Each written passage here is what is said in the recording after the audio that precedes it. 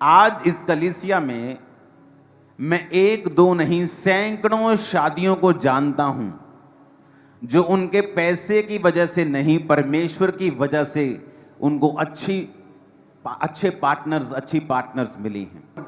दुनिया में आप न्यूज़ सुन रहे हैं, करोड़ों रुपए के मालिक हैं, एक लौता बेटा है, फिर भी लड़कियां उन्हें मार रही हैं। और यंग जनरेशन जो आने वाली है उनका मैरिज के ऊपर से विश्वास उठता जा रहा है। मैरिज बुरी नहीं है, लेकिन आज मैं आपको बताता हूं, मैंने ऐसी कई टेस्टमनीज इस हफ्ते सुनी हैं। जब परमेश्वर आपको ये कहता है कि ये करना है, हमें पता क्या लगता है कि परमेश्वर मुझसे कुछ काम लेना चाहता है। मैं बड़ा फनी खान हूँ जी, मैं तो बड़ा जबरदस्त आदमी हूँ, परमेश्वर मेरे पीछे लगा हुआ है, हर बार प्रोफेसी होती है, प्रभु तुझे इस्तेमाल करेगा। मैं ही नहीं मान रहा हूँ। हम बड़े बड़े बनने की कोशिश करते हैं, लेकिन हमें यह नहीं पता कि हम बेवकूफ़ हैं इस मामले में। कभी इस बात की टेस्टमनी मत दो कि मैं तो हाथ नहीं आंदा सी, रब ने मैनू इदां छुया। नो नो नो, ये टेस्टमनी नहीं है, ये बेवकूफ़ी थी जो तुम कर रहे थे। थर्सडे मैंने बताया था कि परमेश्वर ने 1999 में 1999 में दुनिया का सबसे बड़ा पेंटिकोस्टल स्ट्रक्चर, पेंटिकोस्टल चर्च जो नाइजीरिया में बनी थी, वो सबसे गरीब देश में परमेश्वर ने क्यों चुना बनाना? क्योंकि उस पास्टर की गवाही थी कि वो अपने टाइथ को भूलता नहीं था जब वो गरीब था, और चर्च का और पर्सनल टाइथ वो निकालता था और निकालता था और निकालता था, और परमेश्वर ने उस गरीब देश में भी सबसे बड़ी चर्च को खड़ा कर दिया। आज वही चर्च दुनिया का सबसे बड़ा स्टेडियम बना रही है, जो दुनिया के सबसे बड़े स्टेडियम, इंडिया के सबसे बड़े स्टेडियम से दुगना। परमेश्वर साबित करता है कि अगर तुम मेरे वचन को पूरा करोगे, कोई मायने नहीं रखता तुम्हारा देश कौन सा है, जाति कौन सी है, परिवार कौन सा है, बैकग्राउंड कौन सा है, मैं तुम्हें किसी भी रीति से कहीं से भी इतना आशीषित कर सकता हूं जितना अमीर देशों में उतने बड़े चर्च नहीं बने जितना गरीब देश में बन गया। लेकिन बात यह थी कि किसी व्यक्ति ने फैसला किया कि मैं परमेश्वर के वर्ड के ऊपर चलूंगा, और परमेश्वर को ऐसे व्यक्ति चाहिए जो वचन के ऊपर स्टैंड लेने वाले हों, और परमेश्वर उन व्यक्तियों को दूसरों को दिखा सके कि देखो इस व्यक्ति ने मेरा वचन पूरा किया, और देखो मैंने इसके जीवन में असंभव काम किया है। आज उस सबसे बड़े गरीब देश में, आज भी उस देश में आप चले जाओ, आपको 1950 वाली फीलिंग आएगी। आपको आप मेन रोड पे चले जाओ, आपको टूटी हुई दुकानें, मोस्टली 90% 80% आपको टूटी हुई दुकानें, गली हुई लोहे की छतें, टीनें आपको मिलेंगी। ऑलमोस्ट एवरी शॉप, यहां तक कि वहां के जो आपको बड़े बड़े क्या बोलते हैं पेट्रोल पंप रास्ते में मिलेंगे, वो भी खस्ता हालत में मिलेंगे। जब ये चर्च ओपन हुई थी तो लोगों ने और पास्टर्स ने कहा था, तुमने गलत जगह पे चर्च ओपन की है, ना तो उस गांव में कोई क्रिश्चियन है, और तुमने शहर के इतनी बाहर चर्च ले ली है, जलंधर के इतनी बाहर है ये कि लोग आ ही नहीं पाएंगे वहां पे। और यहां अब मुंबई से भी लोग फ्लाइट पकड़ के संडे आ जाते हैं, कोई फ्रांस से आ जाता है, कोई इंग्लैंड से आ रहा है, कोई यूएसए से आ रहा है, कोई कनाडा से बैठा हुआ है। बात यह है कि तुम लोग वचन को कितना अपने जीवन में लेते हो। अब परमेश्वर ने कहा सेवा कर। लोगों को क्या लगता है कि परमेश्वर अपना राज्य फैलाना चाहता है, इसलिए वो हमें कह रहा है कि जाओ सेवा करो। हम सोचते हैं कि इसमें परमेश्वर की कोई भलाई है। भाई साहब, परमेश्वर की कोई भलाई नहीं है। या 10 करोड़ या 100 करोड़ लोग स्वर्ग जाएं, उसने तो बना दिया है स्वर्ग और नरक। अब किसको कितने कहां जाना है ये हम पे निर्भर करता है। तुम स्वर्ग नहीं जाओगे तो स्वर्ग हिलने वाला नहीं है, बिल्कुल भी तुम्हें मिस करने वाला नहीं है। उसने तुम्हें वचन दे दिया है, तुम्हारे लिए जान दे दी है। अब ये हमारा फैसला है। एक टेस्टमनी में मुझे आई, जब इस सेवकाई में आकर उसने सब चीजों को देखा और उसने सेवकाई के सब फलों को देखा, और उसका बेटा जो था वो इनकरेज नहीं था सेवा के लिए इतना, और जब वो सेवा को देखकर जाके बोला कि मैं भी अब सेवा करूंगा, परमेश्वर ने उसके रास्तों को खोला और जो डिले स्पिरिट थी उसे खत्म किया, और उसकी जिंदगी में बहुत बड़ा एक काम हुआ जैसे ही वो यहां से गया। सुनो मेरी बात, मैं सब टेस्टिमनी को खुल के नहीं दे सकता हूं, लेकिन आपको समझना पड़ेगा। आप भले हो सकते हैं, आपके माता पिता भले हैं, प्रभु में पवित्रताई में हैं, लेकिन अगर आप वर्ड पूरा नहीं कर रहे हैं और झिझक रहे हैं, कंफर्ट से बाहर नहीं आ पा रहे हैं, तो उसमें क्या होता है, हम ही डिले होते हैं। जब लोग इस सेवकाई में आए और उन्होंने सेवकाई की बरकतों को देखा कि परमेश्वर जो अफ्रीका में करता था, जो अमेरिका में करता था, वो आपकी सेवकाई में बढ़ के हो रहा है उससे भी। लेकिन कैसे हो रहा है हम नहीं जानते, लेकिन ब्रदर ये आपके जीवन में जो हो रहा है ना, ये अद्भुत हो रहा है। मैं शुरू से ही इस बात में दो मन नहीं रहा हूं कि मुझे परमेश्वर की सेवा करनी है कि नहीं करनी। जब मैं 6 मंथ का विश्वासी था और अभी तक अपने डिप्रेशन से भी बाहर नहीं आया था पूरी तरह से, हालांकि वो बढ़ गया था और नशा छोड़ चुका था, पाप छोड़ चुका था, हीलिंग मैंने अभी रिसीव नहीं की थी, डिलीवरेंस रिसीव नहीं की थी, दुष्ट आत्मा से आजाद हो गया था, लेकिन फिर भी अभी शैतान के अटैक कभी कभी वो आता था करने के लिए। और 6 महीने का विश्वासी होने के बावजूद मैं सेवा में आ गया था, लोगों पे प्रार्थना करता था, प्रीच करता था, काउंसलिंग करता था लोगों की। और वही पैटर्न शुरू से मेरी लाइफ में, मैं अपने बिजनेस में हूं तब भी सेवा कर रहा हूं, मैं किसी से मिल रहा हूं तो प्रचार कर रहा हूं, किसी से मिल रहा हूं, किसी रिश्तेदार को मिल रहा हूं, उसे अच्छा लगे ना लगे, मैं यीशु मसीह के बारे में बता रहा हूं और प्रचार कर रहा हूं। मैंने कभी भी ये नहीं सोचा कि लोग मेरे बारे में क्या सोचेंगे या लोग ये क्या कहेंगे, कि हर वक्त यीशु मसीह की बात करता रहता है। आप जब लोगों में बैठते हैं तो रेयरली मैंने देखा है लोगों को यीशु मसीह की बात करते हैं। इधर की बात करेंगे, उधर की बात करेंगे, देश की बात करेंगे, पॉलिटिक्स की बात करेंगे, इकोनॉमी की बात करेंगे, लेकिन जीसस की बात नहीं करेंगे। और इसीलिए मैंने नोटिस किया है कि मेरी लाइफ में जो ब्लेसिंग्स लोगों को 60 साल में नहीं मिलती हैं, वो मेरी लाइफ में अभी से हैं। और इमेजिन करो, अगर अभी हमने वो पैटर्न फॉलो करके यहां पहुंचे हैं तो फ्यूचर कहां होगा। Too glorious. जो लोग बेचारे देख नहीं पा रहे, उनकी आंखें चुंधिया रही हैं, वो तो अंधे हो जाएंगे फ्यूचर में, जो देखने वाले हैं वो। क्योंकि ये परमेश्वर का प्लान है आप लोगों के लिए। जब आप फैसला करते हैं कि मैं सेवा करूंगा, जो ब्लेसिंग आपको 15 साल बाद मिलने वाली है, जो डिले में है, परमेश्वर उसको जल्दी और बेस्ट आपकी लाइफ में भेजना शुरू करता है। हमें लगता है कि परमेश्वर हमें चुन रहा है, पता नहीं इसमें परमेश्वर को कितना का फायदा है। मैंने आज 10,000 टाइथ बोया है, पता नहीं आज कितने के चर्च में फायदे हो जाएंगे। इसमें हमारा फायदा है, आपका फायदा है, मेरा। अगर मैं आज मैंने लाखों रुपए के सीड को मैं सोच के आया हूं बोने के लिए, उसमें परमेश्वर का फायदा नहीं है, उसमें मेरा फायदा है। वो मेरे रास्तों को ओपन कर रहा है, वो मेरी लाइफ में ग्रेस को बढ़ा रहा है, वो मुझे वो आशीष दे रहा है जिसके मैं काबिल नहीं हूं। जो आज मेरी जिंदगी में है, जो आशीषें हैं, जो सेवकाई परिवार कुछ भी है, मैं उसके काबिल नहीं हूं। नेचुरली अगर प्रभु को मुझसे दूर कर दिया जाए तो मैं उन चीजों के काबिल नहीं हूं। लेकिन उस सेवा के कारण और उस वर्ड के कारण जो मैंने फॉलो किया है, और उस वचन के कारण जो बाइबल में लिखा है, मैंने उस वचन को फॉलो किया है। मैंने सोचा नहीं है, मैंने ज्यादा सोच विचार नहीं किया है, मैंने सलाहें नहीं ली हैं, मैंने बुजुर्गों से इस विषय में सलाह नहीं की, मैंने पास्टरों से सलाह नहीं की मुझे कैसे और कब सेवा करनी चाहिए। मैंने उसे शुरू किया है। जब तक लोग मसीह में आकर बपतिस्मा नहीं ले पाते हैं, मैं ले हैंड के साथ प्रार्थना करना शुरू कर दिया था।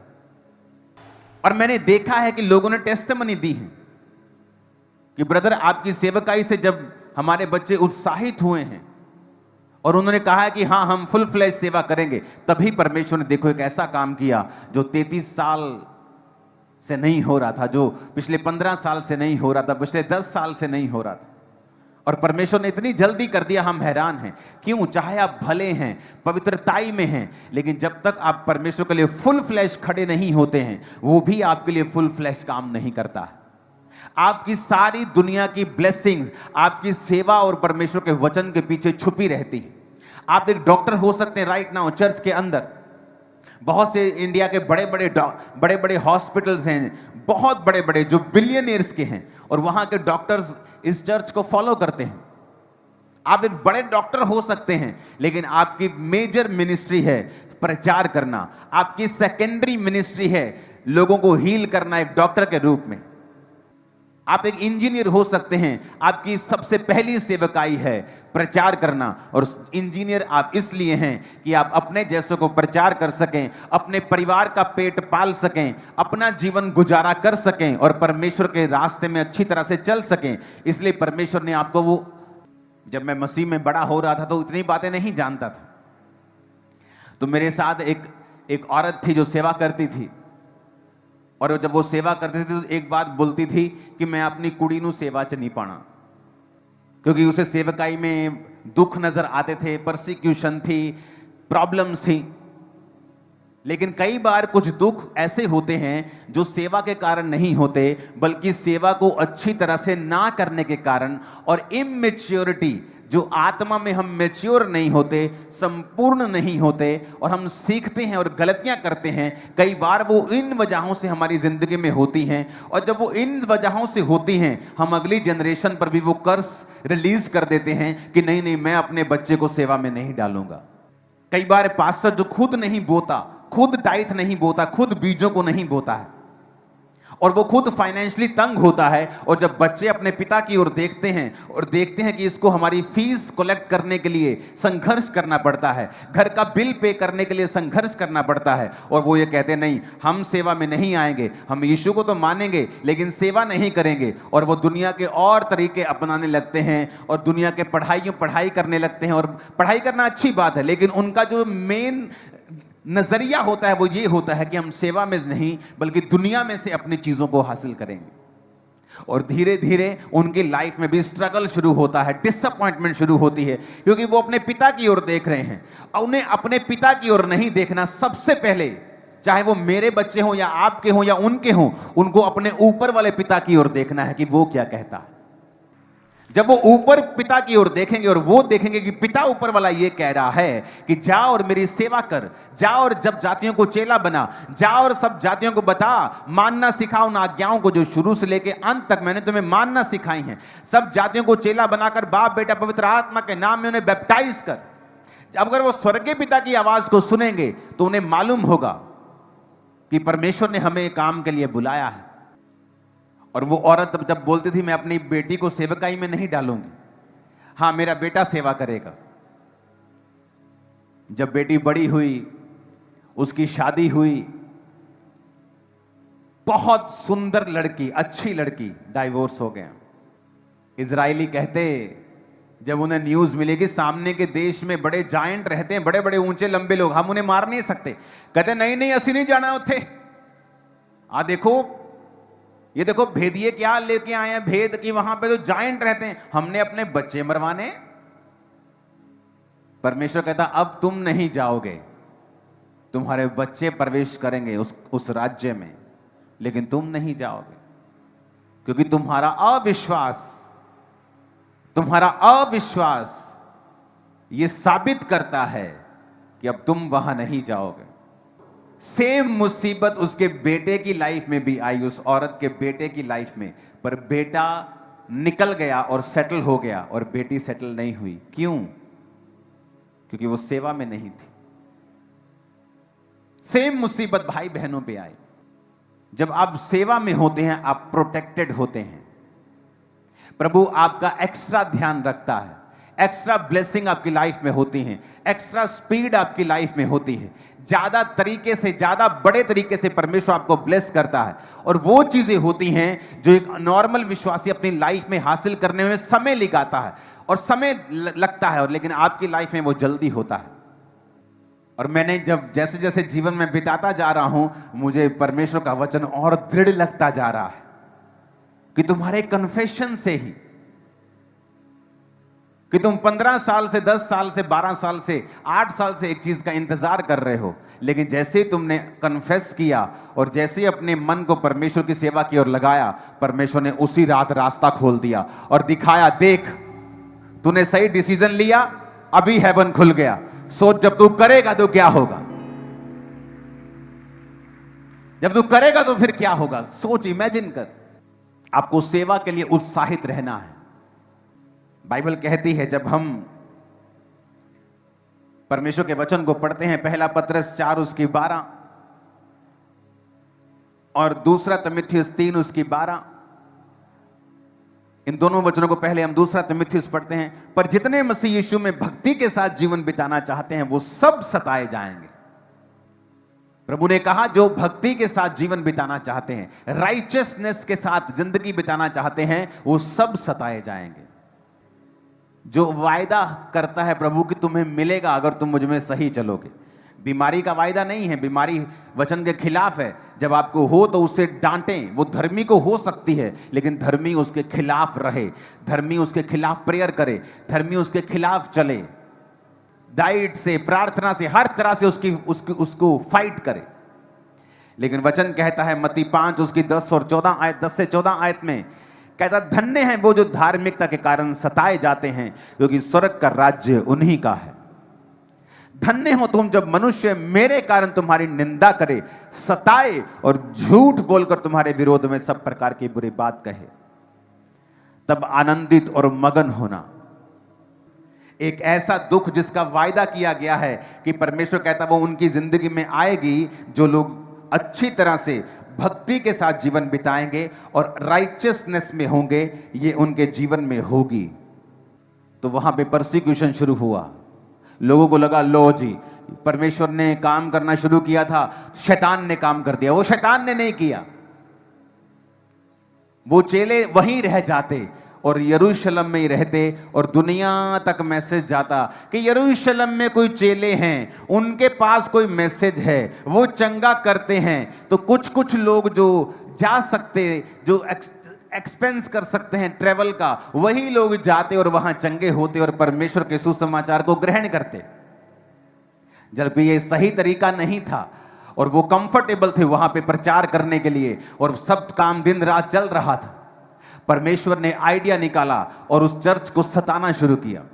जब चर्च को सताया गया और चर्च के लोग भागे, जब वो भागे तो वचन कहता है वो जहां जहां भागे, वो जहां जहां गए, वहां वहां सुसमाचार सुनाते फिरे। और आज तुर्की से लेके, यूरोप से लेके, उसी यूरोप से ऑस्ट्रेलिया में लोग गए, उसी यूरोप से न्यूजीलैंड में गए, उसी यूरोप से अमेरिका में गए, उसी यूरोप से कनाडा में गए, उसी यूरोप से बाकी कई देशों में गए, और सब जगह आज क्रिश्चियनिटी नंबर 1 पे है। लोग क्रिश्चियन हो चुके हैं।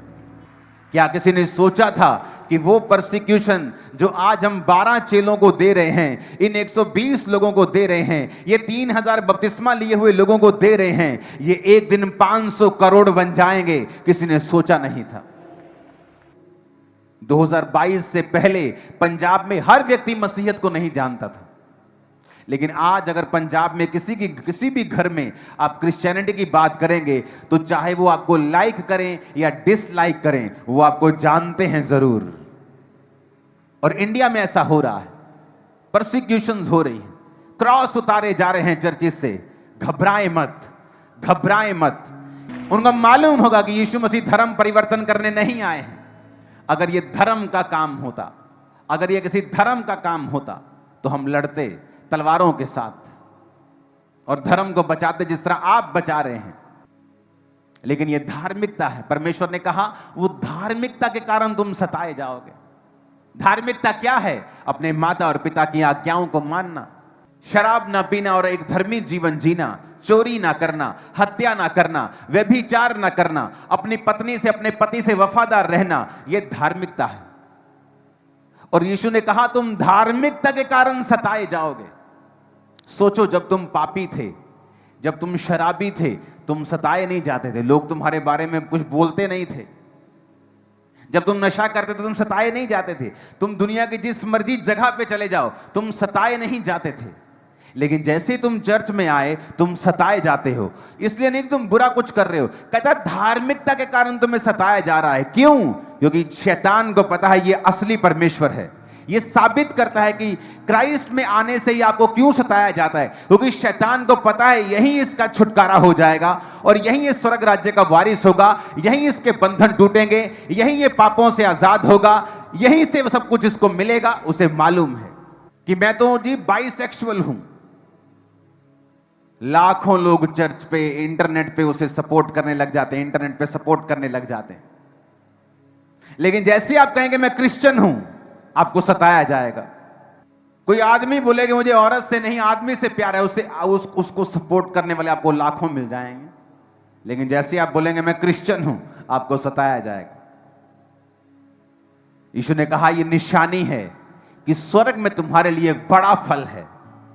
यह निशानी है कि परमेश्वर का आत्मा तुम में वास करता है, और यह निशानी है कि परमेश्वर का राज्य फैलने जा रहा है। आपको यह बात समझनी है कि जो सताव है,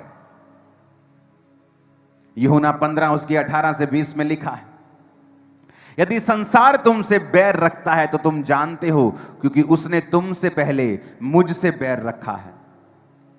यदि तुम संसार के होते तो संसार अपनों से प्रेम रखता, इस कारण कि तुम संसार के नहीं वरन मैंने इस संसार में से तुम्हें चुन लिया है, इसीलिए संसार तुमसे बैर रखता है।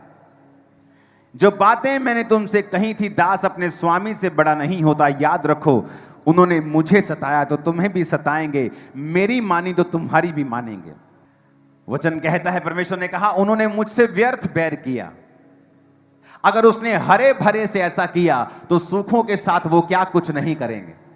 लेकिन मैं बात एक बताना चाहता हूं। वचन कहता है कि जब इजरायली मिस्र में थे तो परमेश्वर ने उनसे कहा कि मैं इनको बढ़ाऊंगा और फूलूंगा और फुलाऊंगा, और वचन कहता है जैसे जैसे मिस्री उनको दुख देते गए, इजरायली बढ़ते गए और फलते गए और फूलते गए। ये सताव कलीसियाओं को खत्म नहीं कर सकता है, ये सताव कलीसियाओं को वहां लेके जाता है जहां कलीसियाएं अपनी प्रार्थना से भी नहीं जा सकती, जहां कलीसियाएं अपनी मेहनत से नहीं जा सकती। आज 2022 के बाद जब पंजाब में यीशु मसीह के नाम को डाउन करने की कोशिश की गई, क्या हुआ डाउन 10 गुना ऊपर है। देख लो, जाके रिपोर्ट चेक कर लो सभी, क्या हुआ कुछ। यीशु मसीह का नाम किसी धर्म का नाम नहीं है। वो नया रिलीजन स्थापित करने के लिए नहीं आया, वो लोगों को पापों से छुड़ाने के लिए आया, वो उनको कलंक से, श्रापों से आजाद करने के लिए आया। और आप परमेश्वर का काम नहीं रोक सकते हैं। आज हर घर जानता है क्रिश्चियनिटी के बारे में, वचन के बारे में। किसी के पास नेगेटिव रीति से गया, किसी के पास पॉजिटिव से गया है, तो पौलुस कहता कुछ तो भली मनसा से प्रचार करते हैं और कुछ तो इस बात के लिए प्रचार करते हैं कि मेरे लिए जेल में कलेश पैदा करें। पर कहता चाहे भली मनसा से हो, चाहे कलेश डालने के चक्कर से हो, पर मसीह का प्रचार तो हो ही रहा है ना, उसका प्रचार तो चल ही रहा है। चाहे तुम विरोध के हिसाब से करो, चाहे मैं करूं, चाहे तुम करो, बेटा हो तो रहा है। जब खिलाफ बोला जाए, परमेश्वर ने कहा वो तुम्हारे बारे में बुरी बातें बोलेंगे। सोशली लिखा, तुम्हारा नाम काट देंगे का मतलब तुम्हें सोशली परसिक्यूट किया जाएगा, तुम्हें पानी नहीं दिया जाएगा, तुम्हारी शादी पे ना आने की धमकी दी जाएगी, तुम्हें गांव से निकालने की धमकी दी जाएगी। परमेश्वर कहता है उनकी धमकियों से मत डरना, मैं तुम्हारे साथ हूं, मैं तुम्हें वहां फैला दूंगा जहां तुम पहले कभी नहीं जा पाते थे। प्रेरितों के काम 8 उसकी 1 से 4 में लिखा है, उस दिन यरूशलेम की कलीसिया पर बड़ा उपद्रव आरंभ हुआ और प्रेरितों को छोड़ सब के सब यहूदिया और सामरिया देशों में तितर बितर हो गए। प्रेरितों को छोड़ के सब कलीसिया तितर बितर हुई, क्योंकि लोगों को उनके घरों में जाकर सताया जाने लगा। प्रेरितों को कुछ को कम सताते थे क्योंकि लोग उनके संग होते थे, उन लोगों का डर होता था, लेकिन लिखा वो कलीसिया को सताने लगे। गांव गांव जाके, नगर नगर, शहर शहर, जैसे आज सताया जाता है वैसे ही वो घर घर जाके कलीसिया को सताने लगे। और लोग फिर फिरे इधर उधर, कोई रिश्तेदार के पास गया, कोई दूसरे देश में, कोई साथ की स्टेट में, कोई किधर गया, और लिखा जहां जहां वो गए वहां वहां सुसमाचार सुनाते फिरे। आज जहां जहां उस सुसमाचार का बीज आप देखते हो, वो सारा बीज उसी समय डाला गया था। जब दुश्मन आपको खिलारने की कोशिश करेगा, छितेरने की कोशिश करेगा, बिखेरने की कोशिश करेगा, वो एक्चुअल में एक फसल का इंतजाम कर रहा है जो आप देखने वाले हैं। क्योंकि वो बीज जो उसने छितेरे और बिखेरे हैं वो फसल बन जाएंगे। तुम रोक नहीं पाओगे, तुम्हारे लॉ रोक नहीं पाएंगे, जो सिर्फ सताव के लिए बने हैं और किसी चीज के लिए नहीं। ये वो समय है, परमेश्वर ने कहा कि तुम आनंदित होना। अपने अपने पड़ोसी को बोलो, तू आनंदित होना। प्रेरितों के काम 5 उसकी 41 में लिखा है, वे इस बात से आनंदित होकर महासभा से निकाल दिए गए कि हम उसके नाम के लिए अपमानित होने के योग्य तो ठहरे। कहता पतरस जो प्रेरित थे वो इस बात से आनंदित हुए कि हम परमेश्वर के नाम के लिए अपमानित हुए। उन्हें वो अपना मेडल लगा। पास्टरों का मेडल बड़ी चर्च, बड़ी गाड़ियां नहीं है, ये तो अविश्वासियों के पास भी है। पाप करने वाले, नशों को बेचने वाले लोगों के पास भी है, अपने शरीर को बेचने वाले लोगों के पास भी है। तुम्हारा मेडल है, अगर तुम्हें मेरे नाम के कारण सताया जाए, ये तुम्हारी उपलब्धि है। सोच लो कि तुम्हें मेडल मिल रहे हैं, किसी को सिल्वर, किसी को ब्रॉन्ज, किसी को गोल्ड। कहता जितना बड़ा सताव उतना बड़ा मेडल। ये हमारा मेडल है, ये हमारा अचीवमेंट है। कहता इससे आनंदित होना। प्रोसिक्यूशन से बचने की कोशिश मत करो।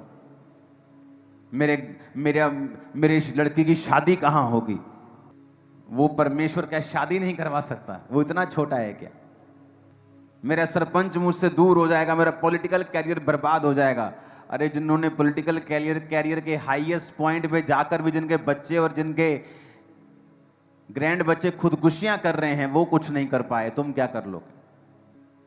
आज सफलता के लेकर भी बड़े बड़े लोग, बड़े बड़े आर्टिस्ट बोलते हैं कि मैं सोचा कि जब मैं हाईएस्ट लेवल पे सक्सेसफुल हो जाऊंगा मैं खुश हो जाऊंगा, और मैंने क्या देखा कि जब मैं हाईएस्ट लेवल की सक्सेस को, करोड़ों रुपए की सक्सेस को हासिल कर लिया, तब भी मैंने देखा मैं खुश नहीं।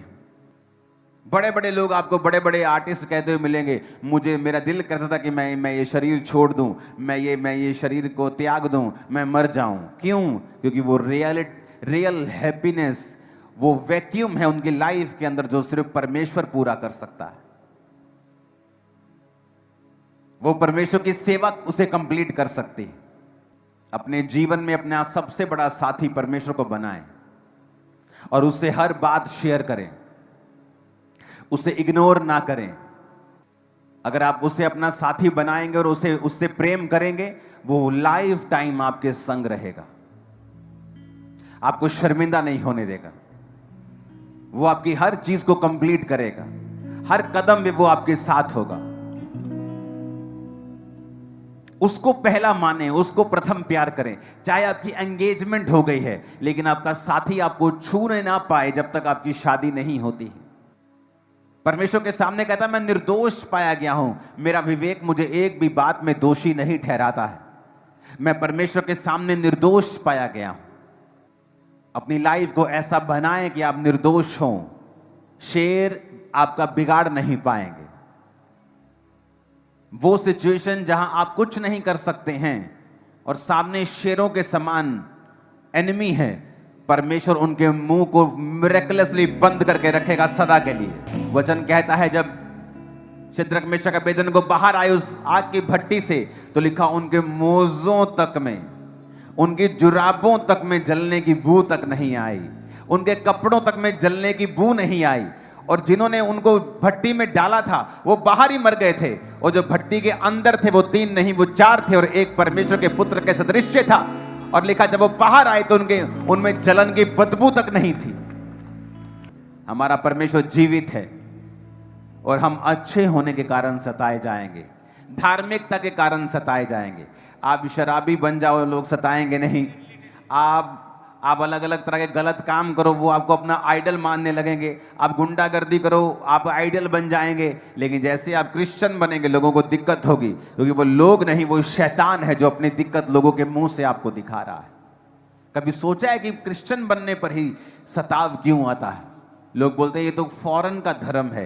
क्रिश्चियनिटी गोरों का धर्म नहीं है। क्रिश्चियनिटी गोरों के देश में पैदा नहीं हुई। क्रिश्चियनिटी इजराइल में, जो एशिया में है, जो आप और मेरे जैसे लोग हैं, हल्के जैसे कश्मीरी गोरे गोरे हैं, वो हल्के गोरे हैं, लेकिन वो गोरे नहीं है जो आज आप व्हाइट लोग देखते हैं, ब्राउन गोल्डन बाल, जो रियल गोरे इंग्लैंड अमेरिका के, वो उन लोगों के देशों में क्रिश्चियनिटी नहीं आई, बल्कि उनके देशों में क्रिश्चियनिटी भारत से भी लेट गई है।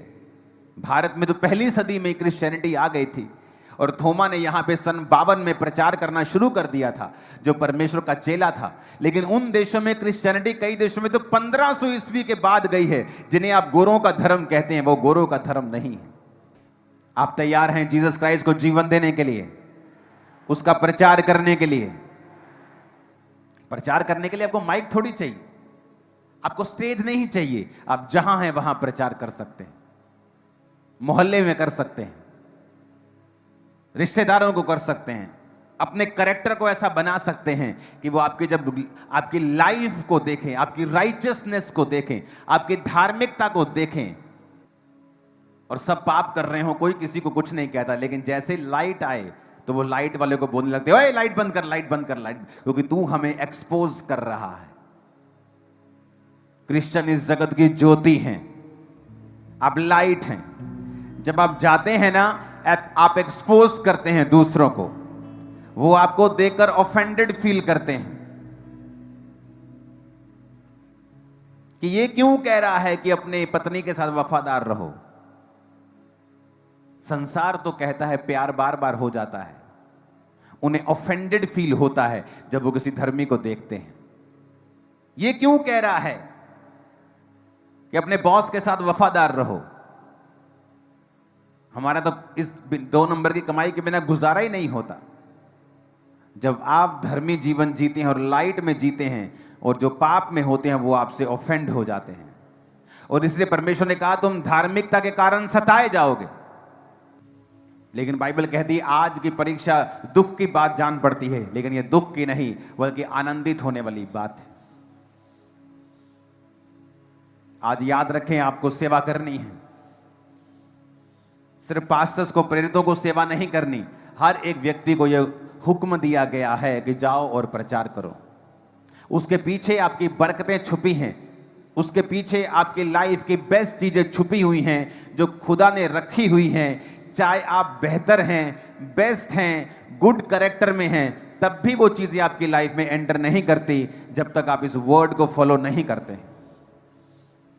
ये मेरा एक्सपीरियंस कहता है, अब मैं बोल सकता हूं इस वचन को कि आप गुड हैं, लेकिन अगर आप इस वचन को फॉलो नहीं करते हैं, वो ब्लेसिंग्स डिले में आती है। आप प्रेयर करेंगे ये हॉल, ये चर्च बड़ा हो अगले कुछ ही महीनों में, ओके? क्योंकि ये हॉल अब छोटा लगने लगा है मुझे, और हम चाहते हैं पीछे से इसको एक्सटेंड किया जाए और 40 से 50 हज़ार लोग और बैठने का इंतज़ाम हो इसी हॉल में। अपने हाथों को उठा के प्रार्थना करें और इस हॉल को एक्सटेंड किया जाएगा। और बहुत से काम हैं, इसलिए अगस्त महीने में पार्टनर मीटिंग होगी, बड़ी मीटिंग होगी। मेरा स्पिरिचुअल बर्थडे अगस्त में आता है, तो अगस्त महीने के लिए भी हमें तैयार रहना।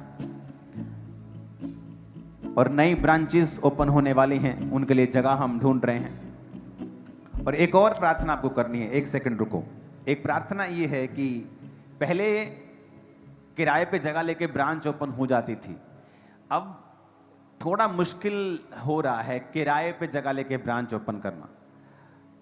असंभव नहीं है, हो जाता है, लेकिन अब पहले जैसा इजी नहीं है, क्योंकि सुसमाचार बहुत फैल चुका है। तो हमें चाहे थोड़ी थोड़ी जगह लेनी पड़े, अपनी जगह लेके ही ब्रांच ओपन करनी पड़ रही है। तो इसलिए मैंने टीम को बोला है कि वो पार्टनर्स को बोलें और आप लोगों को एक अनाउंसमेंट करें कि अपने बीजों को अगस्त के लिए तैयार रखना है, और इस महीने भी अगर आप दे सकते हैं तैयार रखना है। नई ब्रांचेस की घोषणा हम जल्दी करेंगे इन जीसस नेम, बड़ी बड़ी ब्रांचेस की घोषणा। अपने हाथों को उठा के प्रार्थना करेंगे इस हॉल के लिए, ब्रांचेस के लिए। Thank you Jesus. ऊंची आवाज में करेंगे, खुदा बाप ग्रोथ दे, सब रास्तों को साफ करें।